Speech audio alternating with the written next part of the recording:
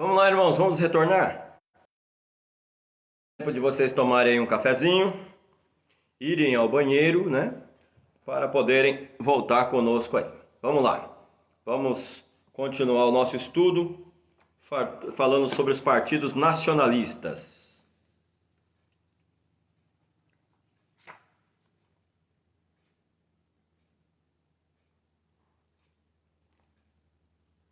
Vamos esperar o pessoal entrar aí.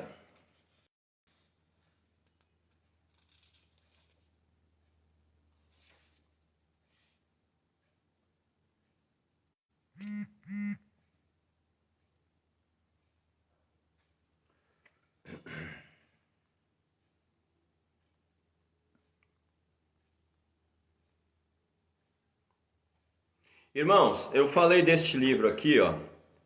Eu falei desse livro aqui no começo. Pode ser que haja algum livro específico que trabalhe os partidos religiosos, mas esse livro aqui ele vai trabalhar a questão do clero da época. Você tem aqui, por exemplo, as classes altas, né, que eu estava falando. Vai falar sobre o clero, o sumo sacerdócio, os chefes dos sacerdotes e o chefe dos levitas, sacerdotes comuns, os levitas, né? Vai falar sobre a nobreza, os fariseus, né? Você tem bastante coisa que se fala neste livro aqui. As profissões da época, algumas questões.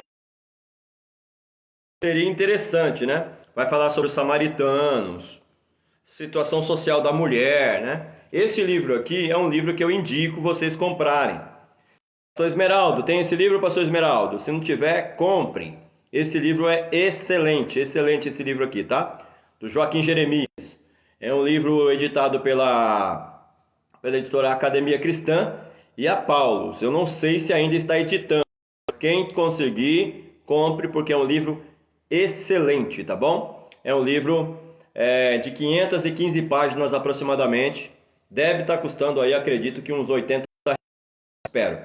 Mas é interessante esse livro vocês comprarem. Quem quiser dar um mergulho mais profundo sobre essas questões que nós estamos estudando, não tem tudo, né? Mas vai valer a pena ter esse livro em mãos. Vamos lá.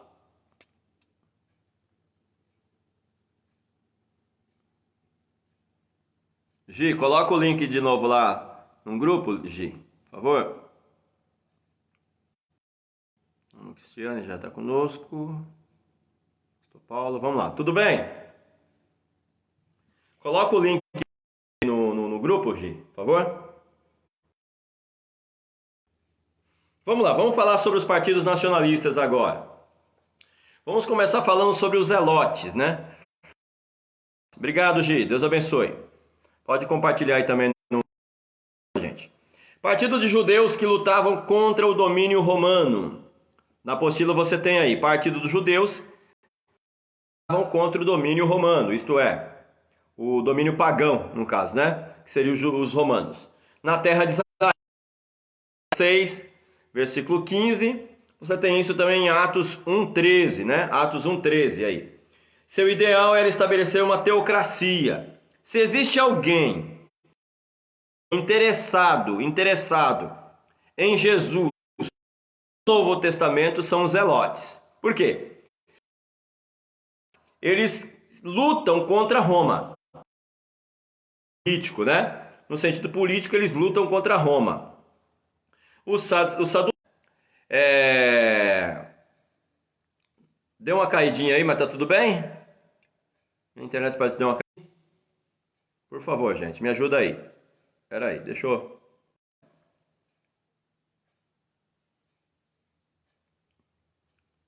Eu desliguei o Wi-Fi, Gi. O Wi-Fi tinha ligado de novo. Automaticamente eu desliguei o Wi-Fi. Tá? Vê aí se melhorou. Voltou. O Wi-Fi entrou automaticamente, aí ele acabou atrapalhando aqui, deu uma caidinha. Veja aí se retornou. Vamos lá, esperar o pessoalzinho entrar, porque tinha 15 pessoas presentes aí. Eu acho que elas saíram porque viu que deu uma travada. Vamos lá. Minha internet aqui tá péssima. Tem que ligar lá na Vivo para reclamar. Vamos lá. Isso, vamos esperar o pessoal entrar.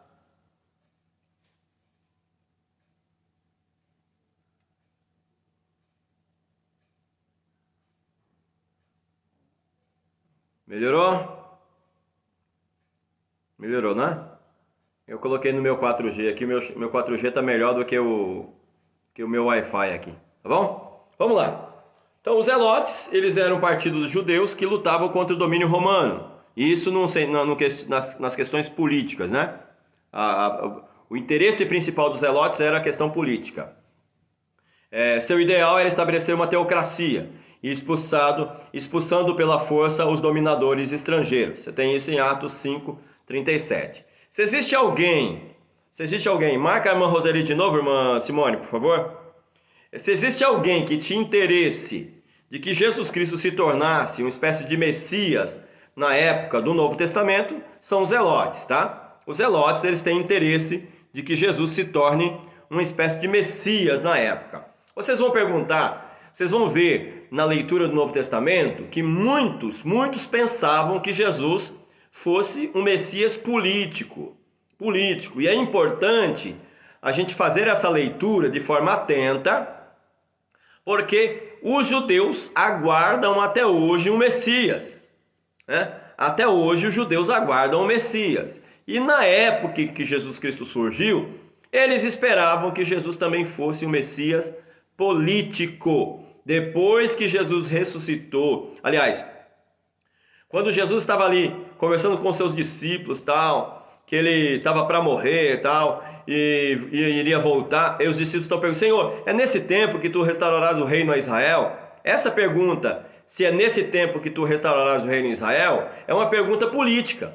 É uma pergunta que os discípulos judeus de Jesus tinham interesse que Jesus se tornasse um Messias político naquela época e salvasse eles do Império Romano, né?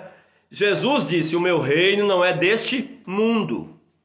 O meu reino não é deste mundo. O que Jesus Cristo está querendo dizer? O meu reino não está relacionado às questões políticas. Eu não estou preocupado com política. Eu estou preocupado com a libertação do homem no sentido espiritual. Aí Jesus diz o quê? E conhecereis a verdade vos libertará. Então os zelotes, eles têm o interesse que Jesus Cristo fosse o Messias político. E Jesus disse que não tinha vindo para ser um Messias político. Os zelotes tinham esse interesse, tá? Tinha esse interesse. Tanto é verdade que as pessoas, os romanos, pensavam que Jesus fosse um zelote, fosse do partido dos zelotes.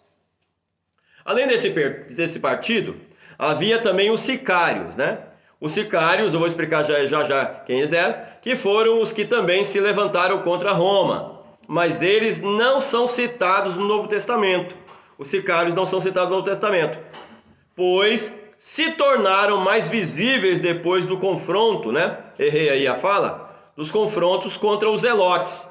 Os sicários, eles brigavam contra os zelotes ali no ano 50, no ano 60 aproximadamente, acho que no ano 60 aproximadamente, os sicários vão lutar no sentido não sei qual que era a luta deles, o motivo da luta deles especificamente, mas eles vão lutar contra os zelotes, né? Eram dois partidos políticos nacionalistas que se levantaram contra Roma, mas que eram divergentes nas suas posições em si, tá? Você vai ter o sicário sendo citado no livro de Flávio Joséfo, História dos Hebreus. Agora eu vou falar especificamente sobre eles, sobre os sicários. Sobre os sicários, vocês nunca ouviram falar, né? Provavelmente vocês quase não têm ouvido falar nada sobre os sicários. Por quê? Porque os sicários não aparecem no Novo Testamento. Qual a importância de entender os sicários? Os sicários é importante entendê-los para descobrir o porquê que o templo de Jerusalém foi derrubado pelos romanos. Se vocês descobrirem o porquê que o templo de Jerusalém foi derrubado pelos romanos, você vai ter que entender o grupo dos sicários para poder entender as suas participações ali contra Roma no momento em que Israel é subalterno, está subjugado ao governo romano, né? Vamos lá, os sicários. Em latim, em latim, sicarius, quer dizer homem da adaga, né? Uma espécie de uma adaga desse tamanho, assim, meio curvada, que eles colocavam na cintura, uma espécie de facãozinho, né? Uma espécie de peixeira, né? A gente tem as peixeiras brasileiras aí, espécie de peixeira, mas ela é curvada, que eles ficavam com ela na cintura. Ronaldo, seja bem-vindo de volta. O Roseli também. Vamos lá. É um termo aplicado nas décadas imediatamente precedentes à destruição de Jerusalém no ano 70, né? Para você entender a questão da derrubada do templo, você tem que entender eles. Para definir um grupo de zelotes, judeus que tentaram expulsar os romanos e seus simpatizantes da Judéia, né? Os sicários utilizavam a sica. O que é a sica? A sica era o facãozinho que eles tinham na cintura, né? A sica. O termo latino para um tipo de adaga pequena. Era um tipo de adaga pequena, escondida nos seus mantos. A origem do seu nome, né? Tem a ver com a origem do seu nome aí, o sica, aí vem sicário. Em reuniões públicas, eles sacavam essas adagas para atacar os romanos, ou judeus simpatizantes dos romanos, né? Se misturando depois à multidão para escapar. Os sicários foram um dos primeiros grupos organizados cujo objetivo era realização de assassinatos. De quem? Dos romanos e daqueles que eram partidários dos romanos. Este partido não tem nenhuma citação no Novo Testamento, tá bom? Se você ler o livro História dos Hebreus, você vai ver Flávio Joséfo citando os sicários, tá bom? E é interessante que para entender o massacre de Massada que acontece lá na fortaleza de Herodes, no Monte Massada, no ano de 73, tem a ver também com os sicários, né? Os sicários estão presentes na história dessa questão do massacre dos 600 e poucos judeus sicários que foram mortos lá no monte onde antigamente era a fortaleza de Herodes, tá bom? É interessante vocês terem conhecimento deste assunto também. Tudo bem até aí?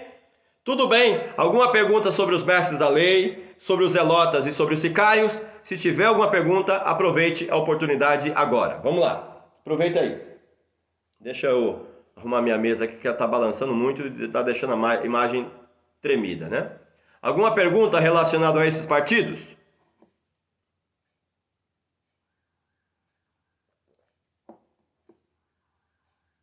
Tudo bem? Podemos continuar? Como é que está aí o sinal? Como é que está o áudio, o vídeo? Por favor, me dá o feedback, porque a gente vai tentando se adequar aqui. Eu tô no 4G e pelo jeito o meu 4G está melhor do que o Wi-Fi aqui, tá bom? Tudo bem aí? Vamos falar sobre os herodianos agora? Vamos falar sobre os Herodes, né? Da onde vem o grupo chamado Herodianos, né? Que era uma espécie de partido político que surgiu antes mesmo de Jesus, né? Obrigado, irmã Cristiane, obrigado pelo feedback aí, tá bom? Vamos lá, meus irmãos, vamos caminhar, glória a Deus aí, porque está tudo bem. Se tiver alguma pergunta, por favor, não fique com essa pergunta. Essa sua pergunta aí não é sua, é minha. Você tem que dar ela para mim. Essa pergunta não te pertence, pertence a mim. Então pergunte, não fique com pergunta, você já está em casa. Eu ia falar, não vai para casa, né? Vamos lá, irmão Roseli, gostaria de saber a diferença entre a palavra rabi, empregada para definir Jesus para os mestres da lei. Vamos lá, boa pergunta, irmão Roseli. Boa pergunta. Quando por exemplo, no caso aí, o Nicodemos chama Jesus de rabi, ou as pessoas chamavam Jesus de rabi, o termo rabi para Jesus não tem o mesmo significado que tem rabi para os mestres da lei. Por quê? Os mestres da lei, eles eram formados no sentido acadêmico, no sentido oficial da palavra. Eles tinham uma certa formação diante de outros mestres que haviam ensinado a eles. No caso de Jesus, Jesus ele recebe o título de Rabi, irmã Rose, por respeito, né? De uma certa forma, por consideração, por verem em Jesus ensinamentos que talvez superavam até mesmo os ensinamentos dos fariseus. É por isso que chamam Jesus de Rabi, né?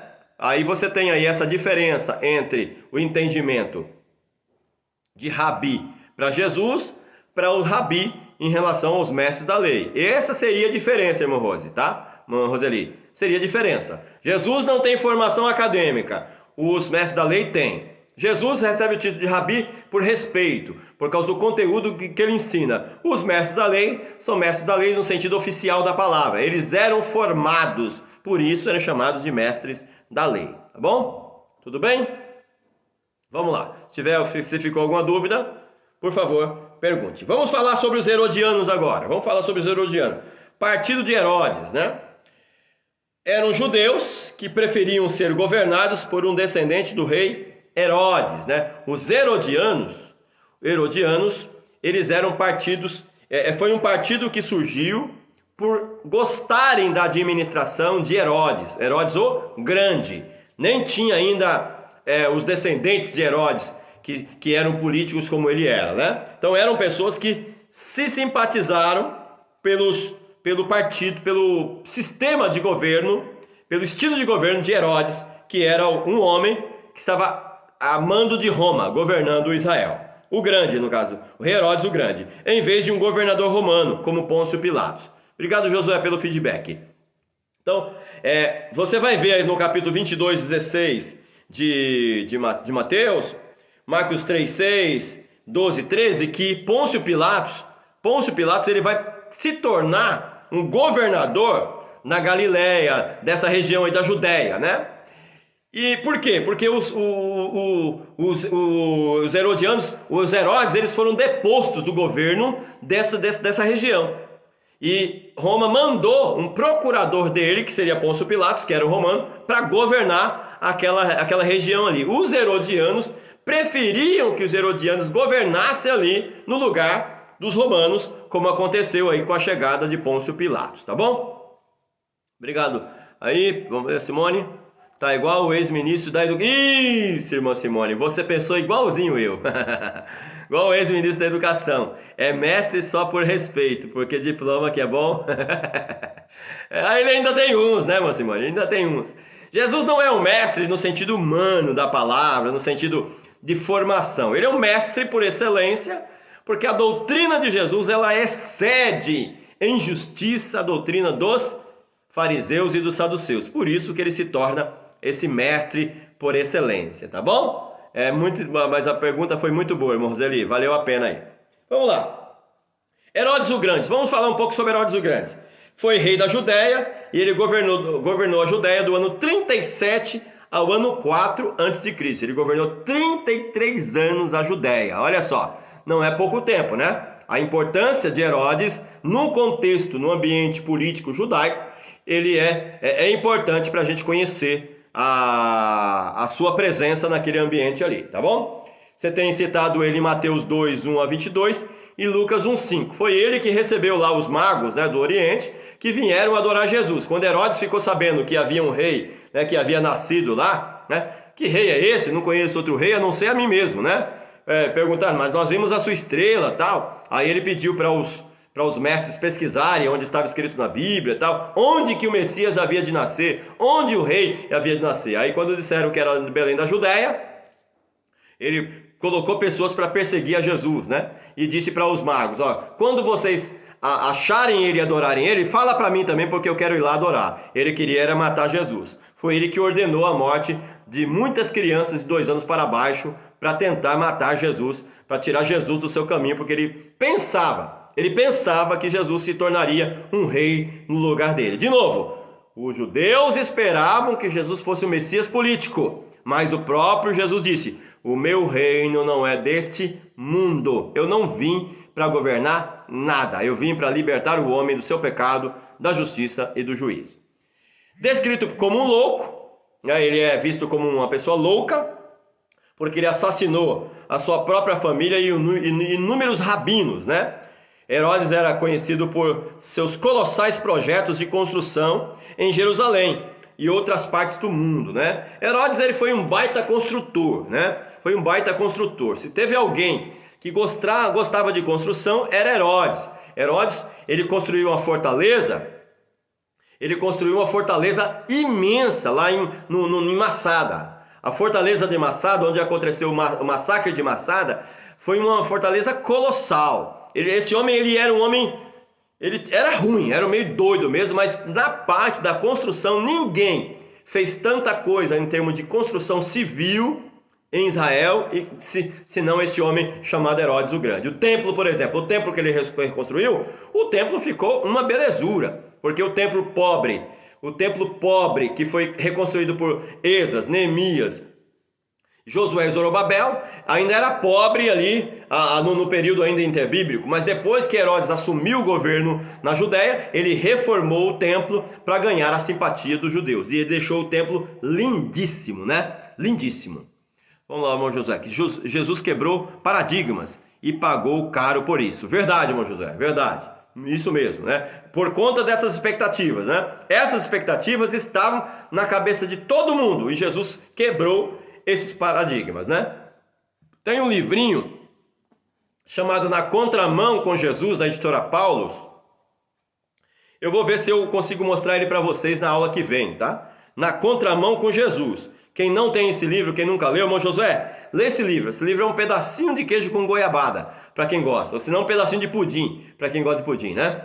É um excelente livro, Na Contramão com Jesus. É um livrinho pequenininho, né? É um livreto da editora Paulus, mas que vai trabalhar essas questões que o senhor citou, irmão Josué. Jesus quebrou paradigmas, né? E esse livro vai tratar justamente dos paradigmas que Jesus Cristo quebrou na sua época. Vamos lá. Herodes é conhecido por seus colossais projetos de construção em Jerusalém e outras partes do mundo antigo. Em especial, a reconstrução que patrocinou do segundo templo, naquela cidade, por vezes chamado Templo de Herodes, né? Alguns detalhes de sua biografia são conhecidos pelas obras do historiador Flávio Joséfo. Flávio Joséfo vai citar bastante Herodes também. Alguns detalhes de sua biografia são conhecidos na história de Flávio Joséfo, História dos Hebreus. Esse Herodes é um dos mais importantes no estudo dos evangelhos, pois foi ele que tentou matar Jesus lá em Mateus capítulo de número 2, tá bom? É importante conhecer Herodes, tá? Conheça ele. Vamos falar sobre Herodes Antipas agora, tá? Vamos falar, esse Herodes aqui ele não era judeu, ele era descendente de Idumeu, tá? Se eu não me engano, a esposa dele era judia. Estou citando de cabeça porque eu não coloquei essa parte aqui. Se eu não me engano, a esposa dele era judia. Mas ele é descendente de Idumeu, que é um grupo de pessoas que surge aí no período interbíblico, tá? Herodes Antipas era filho de Herodes o Grande, né? Ele governou a Galileia e a Pérea, né? Do ano 4 até o ano 30 depois de Cristo, né? Ele que sucedeu seu pai, né? Se teve alguém que sucedeu Herodes, foi Herodes Antipa. Quando Herodes o Grande morreu, Herodes Antipa governou do ano 4 ao ano 30. Governou por 34 anos a Galileia e a Pérea. Você tem as referências aí. Herodes Agripa I foi neto de Herodes o Grande, governador da Palestina. Ele governou a Palestina do ano 41 ao ano 44, só 3 aninhos só. Você tem isso descrito em Atos 12, 1 a 6, 11, 19 a 23, tá? Herodes Agripa II. É interessante que você vê que o nome Herodes, ele permanece, né? Porque se tornou uma espécie de dinastia. Os Herodes se tornaram uma espécie de dinastia, né? Os herodianos, né? Você tem aí Herodes Agripa I, Agripa II e tal, e aí vai seguindo, né? Filho de Agripa I. O rei Herodes rei do território do norte, na Palestina. Ele governou no ano 50 ao ano 54 depois de Cristo. Provavelmente tenha sido esse Herodes Agripa, diante desse Herodes Agripa, que Paulo falou diante dele, né? Provavelmente lá em Atos 25, 13 a 26, Atos 26, 1 a 12, 19. Irmão, deu uma travadinha aí, né? Deu uma travadinha aí. Vê se voltou.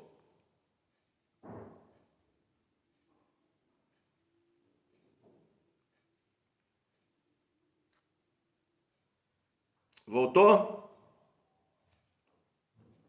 Esperar vocês me darem um toque, porque parece que deu uma travada aqui.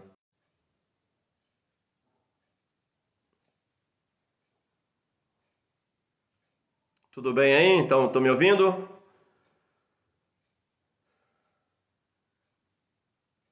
Simone deu um joinha ali, não sei se é o feedback. Opa, voltou. Beleza, beleza. Foi o meu sinal. Foi o meu sinal que deu uma travadinha aqui. Obrigado, Josué. Obrigado. Vamos lá. Seguindo, então. A gente tem bastante coisa para ver ainda. Então, ele governou o norte da Palestina do ano 50 a 54, né? Governou aí 54 a 55 anos aproximadamente aí. Aí o Cícero, nome ou título? No caso, o termo Herodes se tornou título, tá, Cícero? O termo Herodes se tornou título, porque seria Antipas Agripa, no caso, né? O Herodes Antipas, Herodes Agripa se tornou uma espécie de título, porque se tornou uma espécie de dinastia, né? Por isso que é desta forma que a gente tem que ver. Tá bom? Obrigado aí. É que aqui apareceu a tela porque eu disse que meu sinal estava um pouco fraco. Vamos lá, agora vamos falar sobre Herodias. Herodias, irmã de Herodes Agripa I. Irmã de Herodes Agripa I. Ela casou primeiro com Herodes Filipe, um tio que morava em Roma, com quem teve uma filha. Olha só, a coisa era os babados aqui. Salomé. Depois casou com outro tio, Herodes Antipas, meio-irmão de Herodes Filipe. Foi contra essa Herodias aqui, se eu não me engano, que João Batista denunciou o pecado dela com esse tio aqui, ou foi com o irmão, né? Estou bem lembrado, não cheguei a ler o texto. Mateus 14:3, acho que tem a ver com essa questão aí. Vocês devem ter lido aí para respaldar o que eu estou dizendo, né? Tudo bem até aí? Vamos falar agora sobre alguns outros partidos dentro do contexto do ambiente que Jesus viveu, para a gente compreender melhor aí essas questões.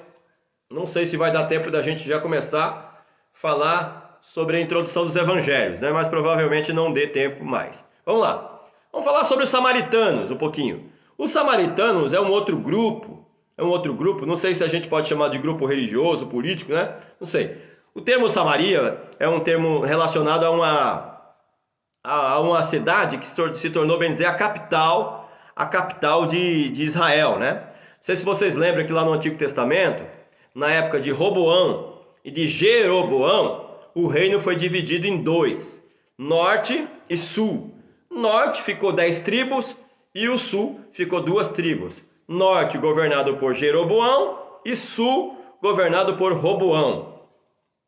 Capital aqui de baixo ficou Jerusalém, chamada de Judéia, e lá em cima ficou Samaria, né?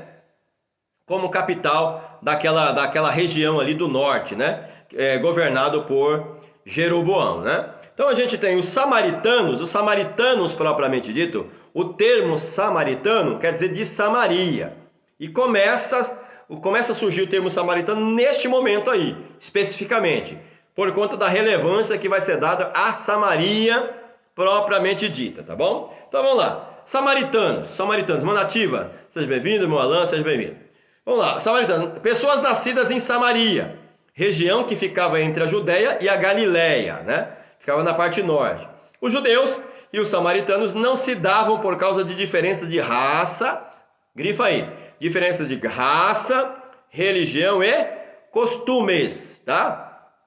O primeiro momento em que a diferença entre judeus e samaritanos vai surgir seria na divisão do reino do norte com o reino do sul, Jeroboão e Roboão. O segundo momento em que vai deixar Samaria com um estigma maior ainda para que os judeus não tenham respeito por eles, seria o momento em que a Síria invade Israel, né?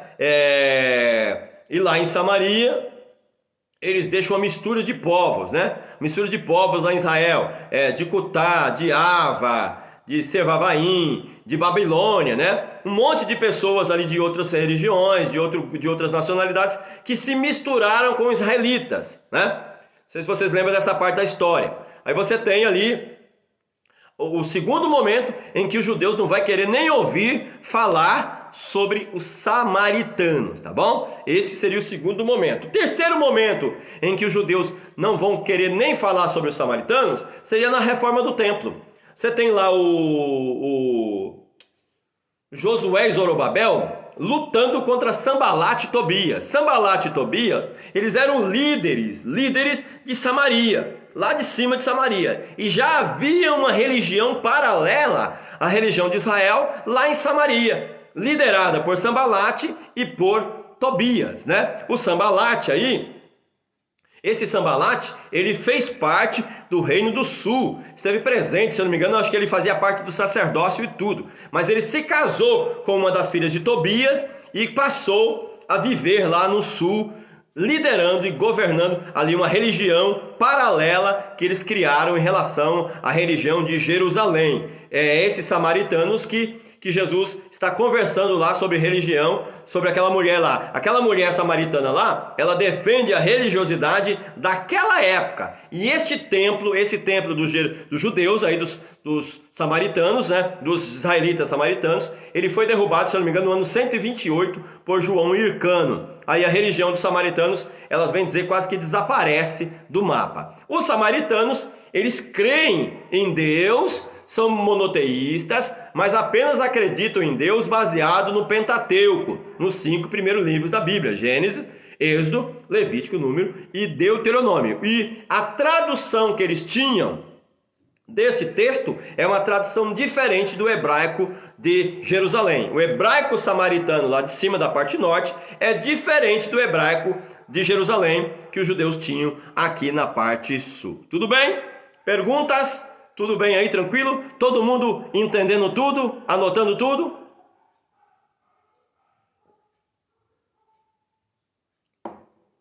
Estão percebendo a importância dessa matéria? A importância desse curso? Como entender o Novo Testamento, principalmente os Evangelhos, sem o conhecimento dessas questões? Como? Né? Os judeus não se dão com os samaritanos, está escrito lá em São João 4. Como que tu pedes de beber a mim, que sou mulher samaritana, tendo em vista que os judeus não se dão com os samaritanos, ou seja, que os judeus não tomam água no mesmo copo que os samaritanos, seria mais ou menos isso, né? Os judeus não tomam água no mesmo copo, na nossa vasilha, né? Os judeus não compartilham com o nosso pensamento. E Jesus vai exaltar demasiadamente os samaritanos nas suas conversas e nas suas parábolas, né? É interessante lá a parábola do bom samaritano, né? O samaritano, ele é um religioso. Ele também é um religioso, mas um religioso de uma religião à parte da religião daqui de baixo. Ele é religioso com a religião lá do sul, aliás, do norte, né? Do norte, não da religião do sul. Então ele é diferente nesse sentido aí, tá bom? Tudo bem? Tranquilo? Continuando aí. Perguntas. Se tiverem perguntas, por favor, tragam elas. Conforme as escrituras, Israel era constituída por 12 tribos que mantinham entre elas um certo clima de hostilidade. Elas foram unidas pelo soberano conhecido como Saul, por volta do ano 1000, né? Isso aqui tem a ver com a monarquia e o Império Unido, né? Império Unido, com Saul e com Davi, né? Depois dele vieram Davi e Salomão. Quando este morreu, aproximadamente no 930 a.C., esses povos provocaram entre si uma profunda ruptura, com Roboão e Jeroboão. Obrigado, irmão Alan. Vamos lá, onde havia uma separação de povo, isso mesmo. Depois desse cisma, dessa divisão, as populações da região norte instituíram o reino de Israel, igualmente denominado Reino de Samaria, pois esta era a cidade que na época, ou seja, no século 9 a.C., foi escolhida para sediar, para ser centralizado a capital do Reino do Norte, o reino da capital israelita. Bem próximo a este povo. No sul estava localizado o domínio de Judá, que seria a parte sul, o domínio que ficou na mão de Roboão, né? Na mão de Roboão, filho de Salomão, ficou 2 tribos. Na mão de Jeroboão, né? Jeroboão, que era uma espécie de leigo, um homem que não tinha nada a ver com a linhagem monárquica real, ele se tornou o rei, no caso, o governante das 12 tribos, das 10 tribos lá do Reino do Norte, tá? Isso está descrito lá no Antigo Testamento, é só achar e ler. Vamos lá. O abismo entre israelitas do norte e judeus do sul se acentuou quando a Síria invadiu Israel e levou cativo seus moradores, colocando uma mistura de povos para habitar em suas terras, né? Eu não coloquei aqui a referência, mas você vai achar isso lá no Antigo Testamento de forma muito mesmo exacerbada. Vamos lá, Maurício. Mestre, a cada lição tua, a Bíblia fica tão grande que até a área do mar fica pequena. É verdade, né, Maurício? Parece, quando a gente lê a Bíblia de maneira muito simples, de maneira muito leiga, parece que é um negocinho tão simples, né? Tão pequenininha, né? A Bíblia Sagrada, vamos ler um texto da Bíblia aqui. Mas quando a gente enxerga a Bíblia com esta ótica, com este olhar, nós passamos a ver as Escrituras de uma maneira muito mais imensa. E olha, eu vou dizer para você, hein? Só vou dizer só para você que está me assistindo aqui. Essas informações que eu estou colocando aqui são informações que fazem parte do curso superior de teologia. Bacharelado em teologia, pós-graduações de teologia. Esse assunto aqui tem a ver com essa formação acadêmica. Só perguntar para o irmão Josué aí, que é um exímio leitor, né, de muitos livros profundos das Escrituras Sagradas. Então, se sinta privilegiado por você estar assistindo esta aula e você ter acesso a estas informações tão importantes que estão contidas nas Escrituras Sagradas, tá bom? Obrigado, irmão Amarilson, por sua colocação aí. Que bom que o senhor está crescendo, viu, Marilson? Está percebendo o quanto o senhor está crescendo? O irmão Marilson, ele é um novo convertido na nossa igreja aqui, né? Acho que não tem nem 4 anos de convertido ainda. E está aí, ó, já fazendo essas colocações tão excelentes aí, né? Parabéns, né? Parabéns. E louvado seja Deus pela vida da irmã Salete, que orou tanto para que esse homem de Deus se convertesse ao Senhor Jesus, né? E hoje estivesse aqui conosco assistindo essa aula. Vamos falar agora sobre o Sinédrio, né? Vamos falar sobre o Sinédrio agora, né? Irmão Jean, seja bem-vindo, irmão Jean. Vamos lá, irmão Paulo. Infelizmente ainda tem muitos com mente fechada. Ô, pastor Paulo. É lamentável, né, pastor Paulo? Mas como é gostoso estudar essas coisas, né? É tão gostoso estudar essas coisas, eu não consigo entender como que os crentes não gostam disso, né? Ô, irmão Jean, que alegria ter você conosco. A gente precisa entender essas coisas. Daviliel, vocês estão inventando um monte de nome para mim, né, Gi? A gente precisa se inclinar e aprender essas coisas tão importantes das Escrituras Sagradas, irmãos. O ambiente político, religioso, o ambiente secular do Novo Testamento, ele é importante e lança a luz para o entendimento espiritual, religioso que a gente tem que enxergar no Novo Testamento. E é muito bom estar com vocês aqui. Estou muito feliz de ter pessoas aí interessadas em aprender essas coisas, né? A irmã Simone racha o bico, né? Ou vai ou não vai, né? Não tem escolha, né, irmã Simone? E me aguarde, segunda-feira nós estamos lá para botar fogo na seara dos filisteus. Vamos lá. Sinédrio, mais 5 minutinhos e vamos falar sobre o Sinédrio, né? Não vai dar tempo de fechar, talvez não dá nem para falar sobre os essênios, né? O grande Sinédrio era uma assembleia de juízes, né? Era uma assembleia de juízes judeus que constituía a corte legislativa do Supremo, a corte e legislativo supremos do antigo Israel, né? O Sinédrio é o grupo de 71 anciões que governavam no sentido jurídico, né? Que tratavam das questões jurídicas de Israel. O grande Sinédrio incluía um chefe ou um príncipe chamado de Nassi, né?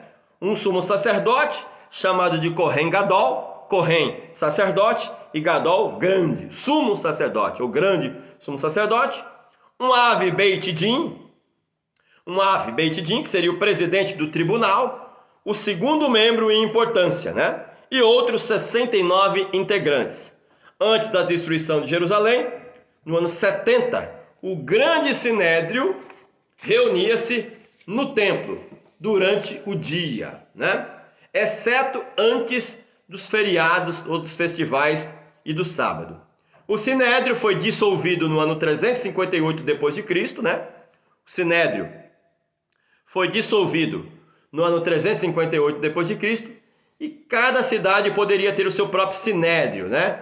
Menos de 23 juízes, menor de 23 juízes, mas poderia haver somente um grande sinédrio, né? Então você vê que havia pequenos sinédrios nas grandes cidades, né? Das grandes cidades, e esse pequeno sinédrio estava sujeito ao grande sinédrio, né? Mas poderia haver somente um grande sinédrio de 71 juízes. Por que 71 juízes? Lembra daquele texto lá? Vocês estão sentados na cadeira de Moisés. Vocês nem entram e não deixam as pessoas entrarem no reino de Deus. De quem que Jesus está falando quando ele fala sobre a cadeira de Moisés? A cadeira de Moisés era a cadeira que estava localizada no sinédrio, que estava vazia.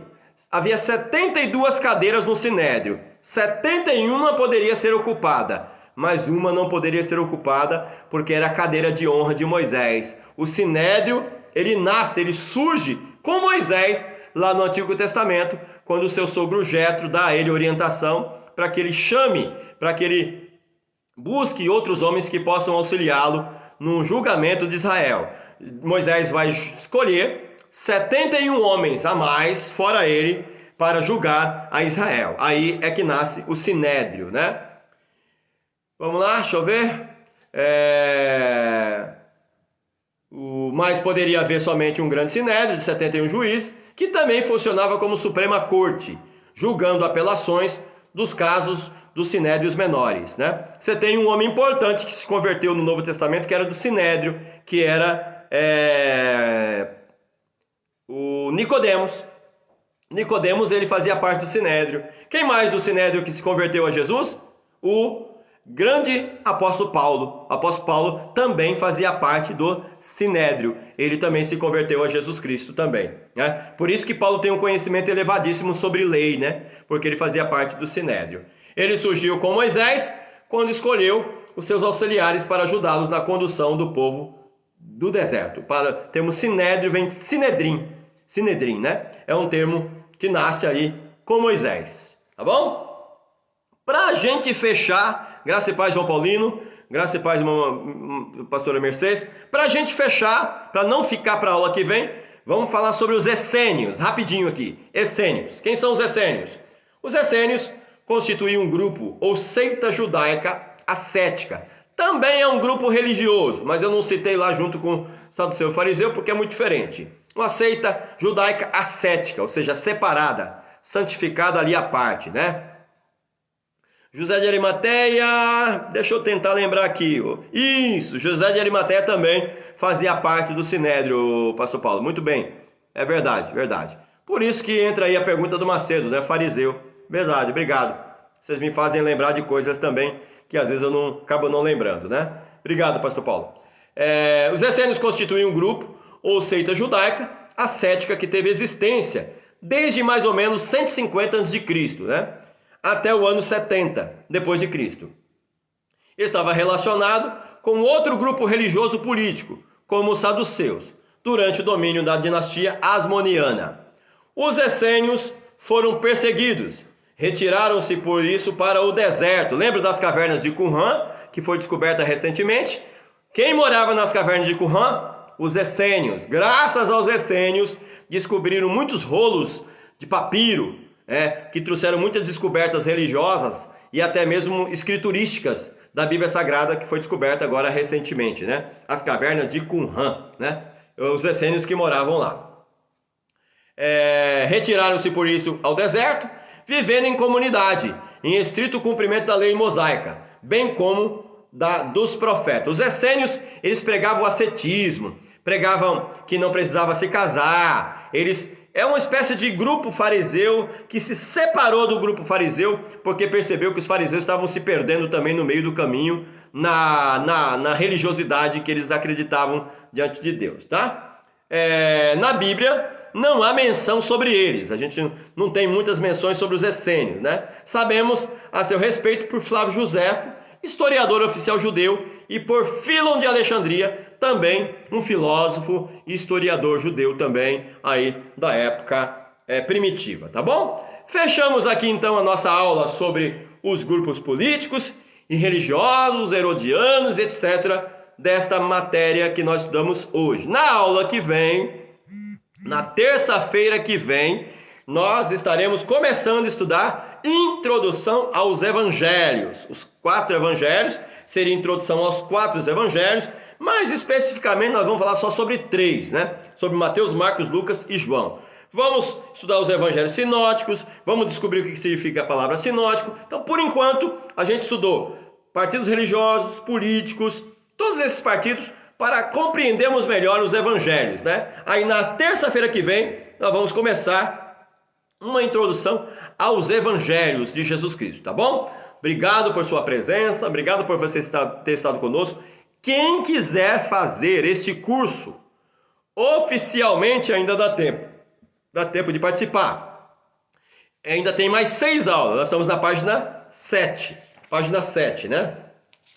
Nós temos ainda, deixa eu ver, temos ainda 21 páginas. Estamos na página 7. Tem muita coisa para estudar ainda, tá bom? Obrigado, irmão Roseli. Obrigado aí pelo reconhecimento do nosso trabalho.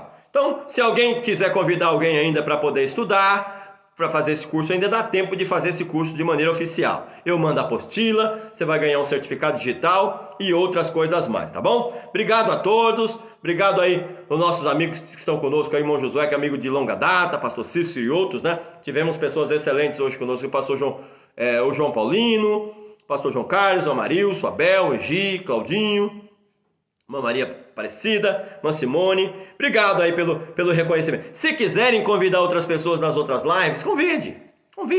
Vai ser uma alegria ter vocês conosco aí, participando dessa aula aqui conosco aqui, tá bom? São 9h40, 9h40, as horas se foram. Quero agradecer a sua presença e até segunda-feira que vem na live lá em Morato. Se Deus quiser, nós vamos fazer uma live lá em Morato, tá bom? Vai dar tudo certo em nome de Jesus, se Deus quiser. E na terça-feira que vem, nós continuamos esse curso aqui, tá bom? Vamos atualizar. Atualize as suas anotações. Se tiverem algumas perguntas, coloque lá no grupo do WhatsApp, pergunta para mim particularmente. Eu estou à sua disposição para te ajudar. Deus me chamou para isso, para ser o seu servo, para te ajudar naquilo que você pode ter necessidade. Aquilo que estiver ao meu alcance e que eu tiver conhecimento disso, eu vou compartilhar com você com muita alegria, com muito prazer. Eu fui chamado para servir a Deus e a sua igreja, e você é esta igreja, tá bom? Deus te abençoe, que o grande amor de Deus nosso Pai, a graça do nosso Senhor e Salvador Jesus Cristo e as doces consolações do Divino Espírito Santo seja contigo, não só hoje, mas para todos sempre, e todos podem dizer amém. Escola Teológica Beth Shalom, onde crer também é pensar. Um abraço a todos e até a semana que vem.